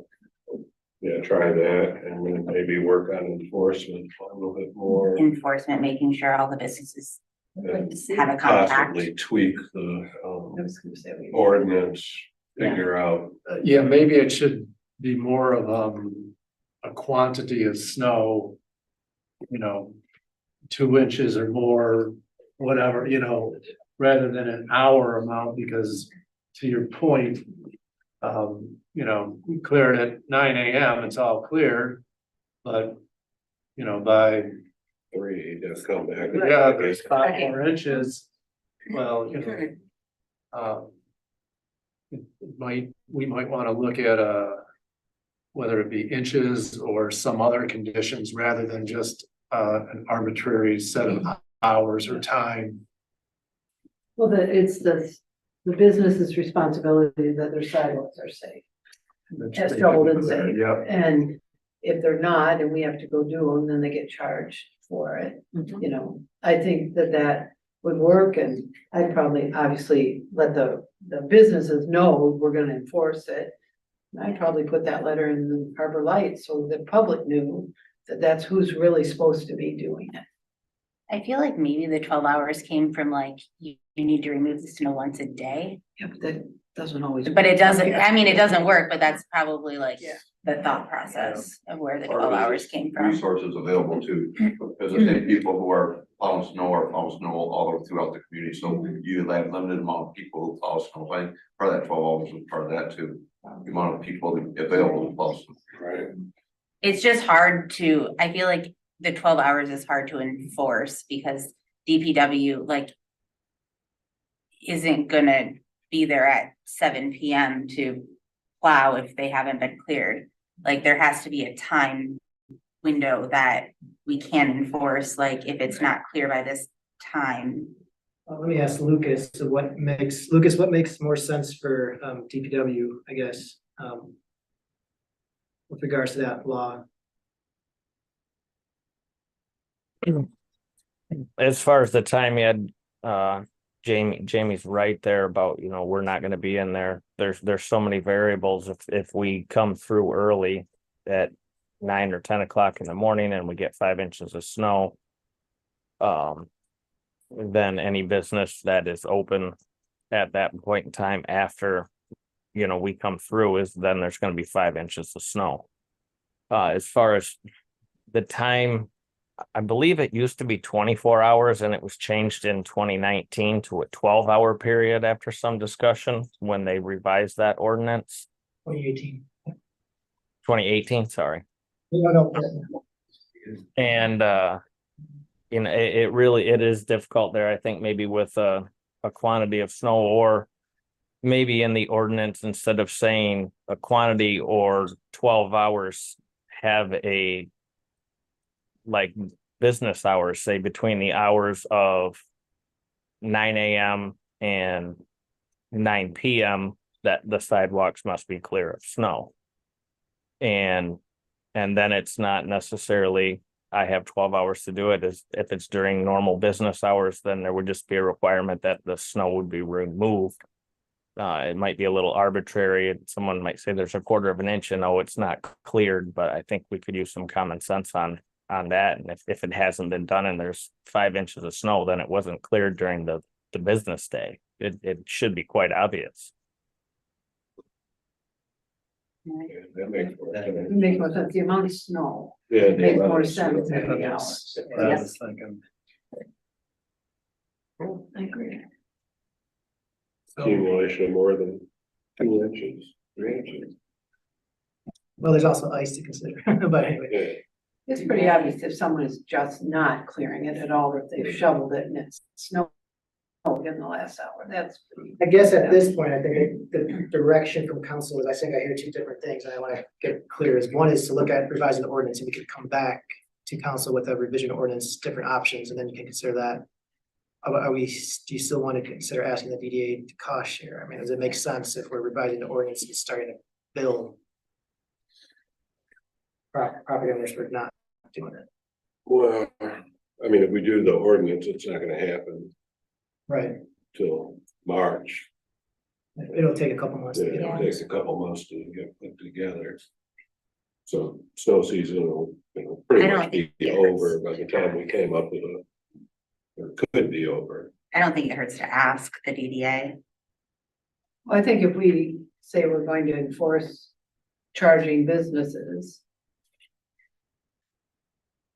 So we don't have- True. We don't have like a way, like 12 hours is hard It's to, too vague. yeah, I mean, we're not gonna be able to charge with the 12-hour rule. Like, no one from the city is gonna be out there every 12 hours seeing businesses are clearing their snow. Right, when they need to be clearing sidewalks, that's a lot of time just to Yeah, determine. to go down You know. and check. Exactly, when they need to be out there clearing our residents' sidewalks. I mean, I think if we ask the DDA if they'll split, then that would cover the cost of overtime. Yeah, so maybe for this year. We'll get to try and let's ask the DDA to split. And then rework the ordinance at our leisure to have ready for next winter. And not charge the businesses if we have to. I think We'll that still charge. Still we charge. should charge Okay. the businesses Yeah, if me it's too. clear. Like, if they haven't cleared anything in 24 hours, or if they have ice buildup, Yeah, like, they should be charged. And there's businesses that aren't open, and the businesses next to them should feel comfortable reporting like, hey, I'm doing my job. This person, people are slipping on their place coming to my place. If they're just reporting it, that should be enforced. I'm okay with that. I mean, as long as we hold businesses accountable for what we say we're going to, I think we need to be careful of that. And then I do think we need to look at that, because I don't think the 12-hour rule really works. right. I guess the business charging them, I think, as me personally, I think it's on them. Like, you guys should clean in front of your place of business so your Yeah. customers don't fall. Right. Mhm. However, unless we enforce it and actually send people these bills, I think in 7, 8 years that I've been here, I don't know if we've done it maybe once. So I think of more of No, a, I hey, think- here's $300 from last week when you did wash Yeah. or shovel your driveway. People will change their It's tune not, real quick. it's not gonna take long. No, Yeah, One, no, it's maybe gonna be a two. difficult Yeah. process for here, for Yeah. us when we get the phone calls, but it would get people's attention quickly. well, and if you've sent them a letter this year and said, we are going to enforce this, so heads up, you need to make sure that your sidewalks and clear your historic. I think you've given them the heads up, and it's certainly think it's fair then to charge them. I mean, there is an issue that we've had calls from people that own a business that's pretty much closed all year, winter time. Yep. And the owners are not even on scene. Well, They need to we figure out need to how. find a contractor. They have and to hire somebody. You foot the bill for that, Yeah. or have Matt come and do it. Yeah, yeah. Don't offer it. Because I know I'll get this question. So we're talking snow removal and I can't read that, sorry, even with my contacts. Is that salt as well? The sidewalk? So let's, and I'm just saying hypothetically, a Yeah. business is shoveling, but they're not salting. Or did we still bill them? But they're not doing the full I service? mean, I think that's one instance where we have billed someone is that, Okay. there was ice accumulation and it wasn't salted. So it has to be clear that it's both, like they're shoveling and. If So, we do yeah, come clear. through and do that with the cost sharing, but they're not gonna salt. Right. They're just gonna come through with their machine, and that's when it gets, like Matt said, their machine, because I've heard that from other businesses Yeah. too, it kind of packs it down. Yeah, well, They still need to salt. But there are definitely like places that you can tell where they actually take care of their sidewalk and they don't. Because it's like bare and then it's this much Yeah, ice built up. they need to make it as safe as they can for pedestrians to walk on it, I mean, that's really what we're talking. Yeah. That's- There are times you can sweep it off with a broom when it's a half an inch of snow, and then there's times you've got to salt it and shovel it, it's just, I don't know. It's annoying. I know.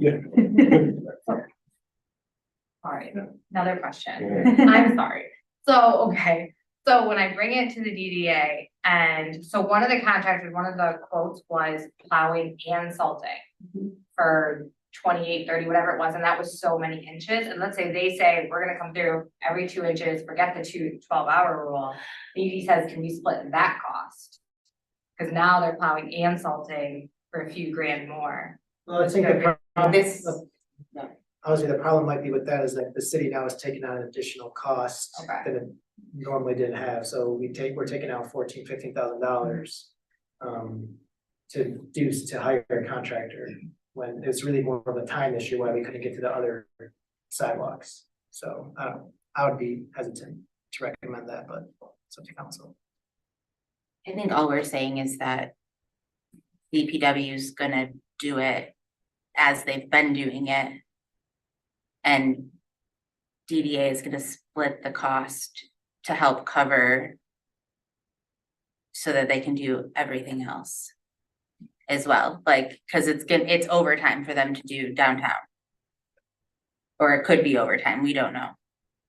Depending on the snow event, but if they wanna do all the sidewalks and they wanna continue to do the downtown. If DDA would split it, then it would help the entire city. So split the 24,000. Yeah. Whatever it ends up. And it's not salting. Cause We don't sell DPW it. doesn't Yeah, salt. yeah. And if all the owners shovel their stuff, it won't be that much.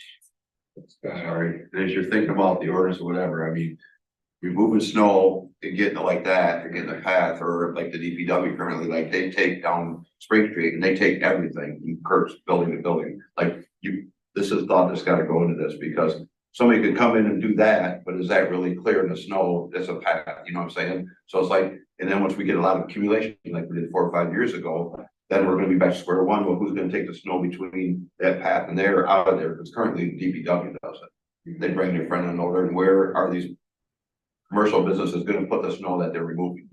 We need to do Well, yeah, I don't know. I guess that's the question with Lucas, will they continue to I mean, we remove would, the piles? we have to spend some time examining that, as part of the an ordinance. I don't think it's something we can solve here, right now, but Well, some of that comes from the street, which is our Right. responsibility. We're just talking about the sidewalk being shoveled, usually it's a 5 foot walk on. walkway, yeah. So, All right. you guys want to get a consensus on the direction we're going? I think. I would. Yeah. So what's ordinance? Where are we going? Yeah. Where are we going? Where are we going? Well, we got a couple different things. We're gonna rework the ordinance. Okay, We're gonna go to the DDA, Ask them to split the split the Okay. cost, cost. and we're gonna try and work on enforcement a little bit. Yeah. Who's in charge of enforcement of that? Well, technically me, but the way we normally do it is, I mean, I'll do it. well, no, DPW. Police, they have to go out when they're doing it, and notice it, right? Oh, okay. And then they come back and say, hey, we have a sidewalk that's not clear, and then we submit a letter, we do it, send them a bill. They don't pay it, put it on their tax. Tax bill. Can I ask a side note question? Outside of the CBD, there are a couple of businesses that plow their snow onto sidewalks. Can we enforce that? I mean, they're not supposed to You obstruct, can't. obstruct. So can we sidewalk. send those people a letter? Sure, it would be a different, we can send them a letter, it'd be a different part of our. I mean, I know it has nothing to do with this, but there are businesses that plow their snow onto the sidewalks. And last year, there wasn't a lot of snow, so you could walk on the sidewalk 90% of the time, except for the giant piles of snow that they had piled on the sidewalk. Well, you can't obstruct any city sidewalks, right? And they did. So if those instances happen, report it to, City Hall. Last year. Yeah. That's okay. that's the biggest issue I have is if we're gonna have a rule, we've got to enforce it. So, we don't think it's worth enforcing, then we shouldn't have it. And us as staff that have to enforce these ordinances or whatever. We have to have them fairly specific of what it is we're doing, or else they'll say, I don't have to do it for 12 hours. That's what we need. So That's what I need to we might have to get. just weave through this winter Sure. until we get a new ordinance built that's more specific so that we can actually enforce it.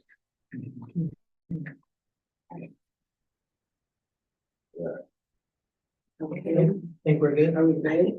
Do we, I don't think we need a motion, I think, because Okay. we'll come back with that. I think I see nods, so. You're sending out a letter. No, I'm going to the DDA to ask, cost sharing. We already sent out our letter to property owners, but we already sent that out, Rachel just sent that out, but, talk about reworking the ordinance and then enforcing existing ordinance, as is. So those are the three things that we have to do. All right. Okay. Now we won't get. Like we don't have enough time to talk about already- the skate park. All right, last item, well, one of the last items is skate park use fee discussion. I did prepare a memo on elimination of the skate park use fee. But Rachel, Parks Director, will talk about it and present and share Put my ideas. parks hat on. Yeah, put your park hat on. My PTA went off. We go down to Mountain. You're not, oh, yes. That way I don't have to, I'm assuming everyone has that.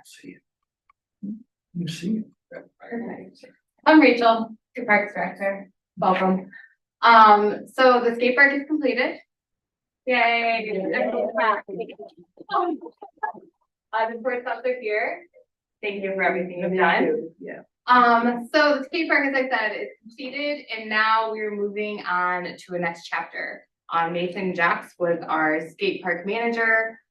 He has resigned. There's a mutual agreement. He is moving on to bigger things. He will now be our skate park advocate, kind of stewardship, for the park. So we're excited to move forward. With that, with the fences down, we're looking to eliminate the usage fee. A couple of reasons for that. Majority of youth sports are organized and pay to play. Skateboarding is kind of one of those last sports left. You can just go buy a skateboard for $5 and go utilize the park. Also, because the fences are down, how are we going to enforce that? It's kind of a come and go as you please. If you've been up there, you have noticed people hurtle themselves out of their car into the park. There's no great way to enforce a fee. Charging, it's been discussed to charge only non-city residents. Again, it's not necessarily enforceable without a fence. We also are no longer gonna have staff at all times there. We may have some volunteers, the restrooms will still be open, but we'll be reorganizing that. And I'm hoping with the cost savings with staff, which is about $40,000. It's one, could be up to 30,000. Yeah. $20,000 to $30,000 with that reduction. Even if we did charge, we wouldn't make that up to have staff there. And then the idea of the concrete skate park in general was to save costs on maintenance, limiting staff hours, things of that nature. Are there any questions on the fee? No. And I guess before we get into this, I'll apologize. It was on the consent agenda and I asked it to be moved down, but I didn't know all the details, that we weren't gonna have a fence and we weren't gonna have a skate park guy. All that other stuff, so, but if we want to talk about it, we can talk about that. Thank you. Yep, I will add, thanks, Rachel, that we are adding, considering gonna put a donation box for users. That'd be a good way, because even though there is gonna be drastically reduced staff and maintenance, there will still be maintenance, some maintenance involved, like seal coating the concrete, et cetera. I also think that we are going to, through surveys, now really get an idea of where the users are coming from. Townships out of the county, where they're coming from. So we get maybe a general idea of, do we need to rework our relationship with the townships, their contributions to the skate park, the fee. And Rachel did touch on it. We, in revenue over the past 5 years, we averaged about $4,000 per year in revenue from the skate park, while the costs were about $40,000. We're hoping to take that cost down by at least $20,000. And so by eliminating those costs, you're not gonna be making up to staff it. It's gonna cost a lot more than the revenue we're gonna get. So those were some of the reasons, but we'll try it out for summer this year and see how it goes. And then if we notice anything changes, we'll come back to council. I think it's also important to note that's fairly standard practice. That's kind of the industry norm. Is skate parks are free. There are a couple in the state that charge. Those are indoor. You can go all season long. But most evergreen parks are concrete skate parks in general are free. Even Petoskey's, for instance. Yes, sir. Can we have Rachel talk about how excited people are and how well attended it already is? Yeah, I can attest to We that. had people from where, Northport? Yeah, there was a gentleman from Northport last weekend, stayed Saturday and Sunday. There was a gentleman from Canada over the week who was there. There were a couple of college kids from Bay City that drove up. So yeah, people have traveled all around to be at it. It's really the only skate park of its kind up in northern Michigan. So definitely exciting, especially in the middle of November. Nobody saw that coming. So. I think one day, I think it's Friday, I counted 27 people there at once. I was there Saturday and we counted 37. Last night it was like 40 degrees and there was like probably 25 people there. I know a senior that woke up at 6:30 a.m. so he could go skate by himself before school. And it's very multi-generational still. Like you'll still see the younger kids come along with the older kids and a lot of adults, and they seem to somehow, it looks like chaos to me, but they figured out a system. So. The formal dedication will be in June Yes. sometime. So the kids can be there, my family can be there, and all you can be there. And another thing is, we're getting rid of the old material, which I think is amazing. I thought we were gonna have a big bonfire. Yeah, But, Northport took a lot of the ramps for their skate park. And then the kids from Bay City asked if they could throw it in the back of their van. I said yes. So I helped them put it in the back of their van. But yeah. get rid of it. Right, so people are excited even for the older ramp to take home. And we're gonna put some trees. That landscaping, we're still waiting for the grant when we should. Yeah, so there will be pretty drastic landscaping. There'll be a little bit of an addition to concrete off the building, for like a plaza landscape for picnic tables. And then there's that intersection that's dirt right now, there'll likely be grass or some sort of landscaping. And then along M119, Trees it along. looks like there's gonna be we'll need some sort of buffer, I think so. something. It sounds Drive paper to there, burn out. That's all. This person. Yeah. Yeah, I think that would be good. You've done the cement work, right? Depending on the price, we may have to bid it out, we'll see. It's very exciting, and obviously everyone's having a really good time there when they're there. It's really It's a nice. great addition to the city. Yeah, thank you. What we would need from the council is to eliminate the skate park fee because that counts one of the council's authorities, which wasn't mentioned in there. My presentation was setting the fees and removing fees, so. And I'll second it.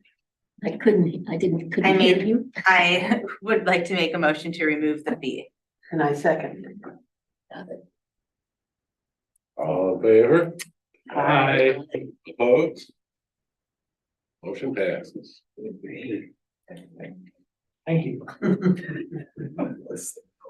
For most fun part of the discussion tonight's meeting, council assignments. We have every term council appoints themselves to their specific boards and committees. Right now, you have all the dates there, downtown, the DDA, Harbor Commission, Parks Board, Planning Commission, Tree Board, Zoning Board, and then our Charter Committee, Personnel Committee, and Redevelopment Ready. So I think, it's up to you guys to decide how you want to do this. We can either take that board by board, or you can just all, volunteer which boards you would like to be on, and then do it all in one swoop. Does Mr. Mayor have a Preference. preference? Preference, Is there? well, I'll stay on the DDA and Harbor Commission. Unless someone else wants to do one of those for me. Nancy's been on the planning commission and would like to stay on that because they're in the middle of the zoning code change. It would be disruptive to change at this time. So really, we're just looking at parks, and Jamie's expressed an interest in that. So it's just the tree board and the zoning board. It would be tough, it would be easier for me to be on a committee that met at 5:30 or a board that met at 5:30 due to my work schedule, but Right. it wouldn't matter which one. Both Kathy and I are currently on a ZBA, Yeah. but Kathy, do you have any preferences? Actually, they all look kind of interesting. I mean, I could stand to go off CBA and go on the tree board. I'm fine with that, really. But I mean, I'm interested in some of the other ones too, so it's really up to if the ones you'd like to stay on. Matt, if you want to stay on them, then great, but if you didn't. in seeing the tree boards one Friday a month, I could probably take that as well and get coverage. It's up to you. It So doesn't matter to me. we're both on ZBA, which I rock, paper, scissors. have no problem going off the ZBA. I don't leave that. Mike's on CBA. I want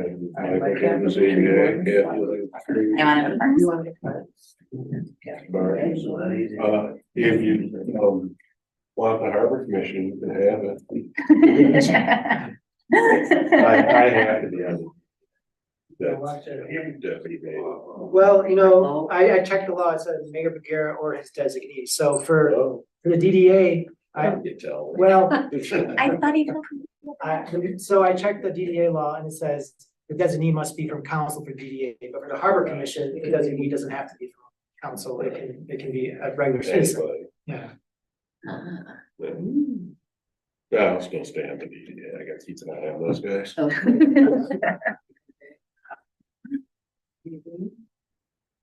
So right now what I have is the mayor on the DDA and Harbor Commission, Nancy remains on the Planning Commission, Parks to the, Jamie will go to the Parks, Kathy to the Tree Board, and Michael to the Zoning Board, stay on the Zoning Board. Good. Or, Kathy, do you want to pick up the Harbor Commission? When does that meet?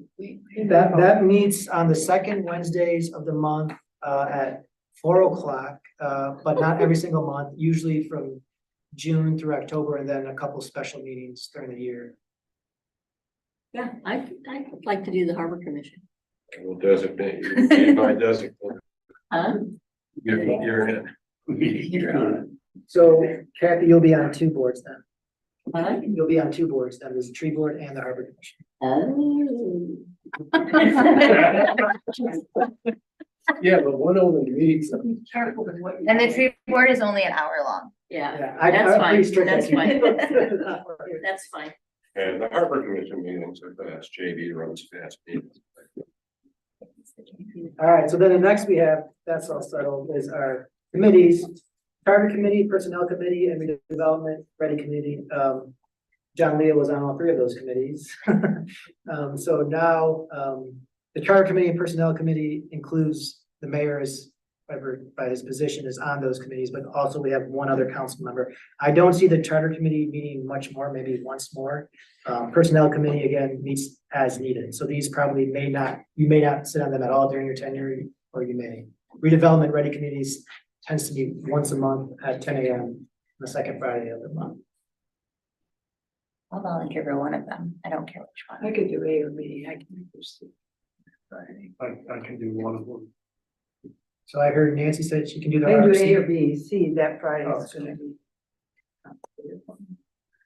Anyone have a desire to be on the Charter Committee or Personnel Committee? I'm happy to do- I mean, I'm okay, but I don't need to do both if somebody else wants to, but I'm okay to do them if nobody else wants Who to. likes food treats? I do like. Charter Committee, it's all about you. Nancy is Yes, yeah, on the charter committee. I can do that. Personnel Committee. Yeah, these already got 2, so do you want another one? I can do personnel. I'll do the redevelopment ready then. Then we all have 2. We're all good on that? Yeah. We don't need votes for that. This appointments is fine. Alright. This, I'll just fly through this. We all know the election day results, but, the proposal failed 52 to 48%. It required 60% passage. So at this point, we are just waiting for, Jervis B. Webb. Their lease expires in 2025. The lease provides them with several different options, so we're waiting them to, get back to us on any of those options. Of course, as Rachel said, skate park reconstruction is complete. We're also waiting word from the DNR on the landscape grant. Lucas and I worked on a state of Michigan energy infrastructure grant to support our electric projects. We jointly applied with the MMEA. They told us for projects that are regular tasks, pole replacements, adding switches, reconductors, et cetera. They said we should know by the end of the year whether or not we get that grant. It could be for a couple $100,000. There's only about $2 million available to all the municipality, electrical utilities. So there's not a whole lot of money available. So that's why we didn't apply for the substation. But there is still some money available. So we hope we get that. Christmas tree is up and the lighting is scheduled for Saturday, November 25th. We are having, Rachel has worked with the pier for them to host a fundraiser for rebuilding the eastern portion of the boardwalk. We already had a donation roll in, or a couple, I'm not sure, but we have some money coming in. So if you want to attend that dinner, that fundraiser, please contact Rachel with those details. And finally, that stadium well pump screen cleaning that council approved was completed. Or should have been completed by today, but it was completed. So that's really it for big things. We do have, of course, social media is great on our stats. We see increasing trend in people, for email notices, for Facebook, Instagram. So we do connect a lot of people via these connections, and they're generally different crowds. So it's encouraging to see. Board's pretty much self-explanatory. We talked about most of the downtown and parks board discussions here. The plan commission did approve the site plan for the Holy Childhood Church, special land use for yoga studio. It did discuss vegetation management and also approve the capital improvements plan, or recommended council approve the capital improvements plan. So you'll see that along with the budget in December. And my only significant meeting, of course, I always have small meetings, but was in Lansing for the MPPA, our monthly board meeting. If there's any questions about operations, I'll be happy to answer those, but.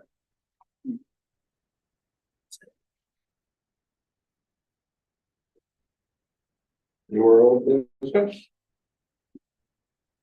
Three meetings in December. Yes. 3 meetings, December 4th, 11th, 18th. Yeah, and I won't be here for the first December meeting, day planning on my part. So you need to appoint an acting mayor for the next December 4th meeting. That was, Do it. Go. Marvelous, I'll do it. marvelous. No. Jamie, Good. I just moved on really strong. Okay, good. okay, well, there's nothing new or old, No. it's call it a night. Meeting's adjourned, thanks for coming. It's too late. It's really